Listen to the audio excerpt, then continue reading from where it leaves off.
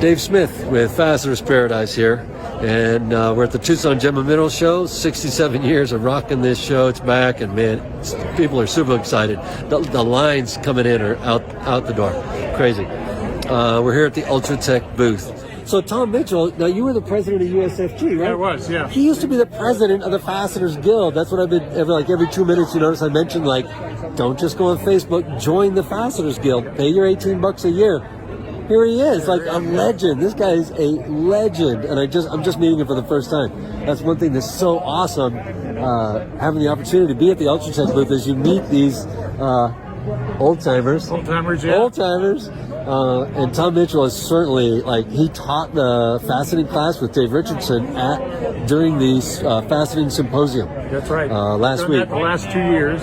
I also teach at William Holland School of Lapidary Arts up in northern Georgia, and I now have a studio attached to my home where I teach 1 week long classes or 5 day long classes. And where's that located? That's in the Villages, Florida. The Villages, Florida. Yeah, Central Wait, Florida. do you drive a golf cart? North of Vallarta, I own a golf He owns a golf cart. I want to see a golf cart with a fastening machine on the back instead of a beer dispenser. That's a good thing, yes. I could do that, yes. So you should probably be cutting emeralds. I have a bunch of emeralds that I have not yet cut. I'm still practicing on other things before I go.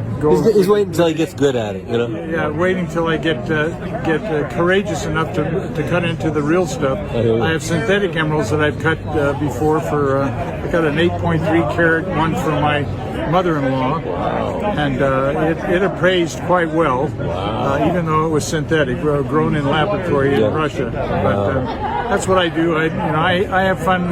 My most fun thing to do is to find someone who's never touched a machine before and have them cut their first stone or second stone or third stone. Get them involved in this particular art craft. It's a wonderful thing. But do you warn them? Do you tell them? I find that every new person, I warn them up front so they can't say, nobody warned me. This is addictive. It can be very, very addictive, or it can be very, very frustrating. Well, you know. If it's frustrating, I try and talk you through the frustrations until you're addicted, is what I do. Yeah, and it's overcoming those frustrations that makes it so satisfying. That's right. You know, if it was just easy peasy, like breathing, when's the last time you're like, oh, look at me, I took a breath?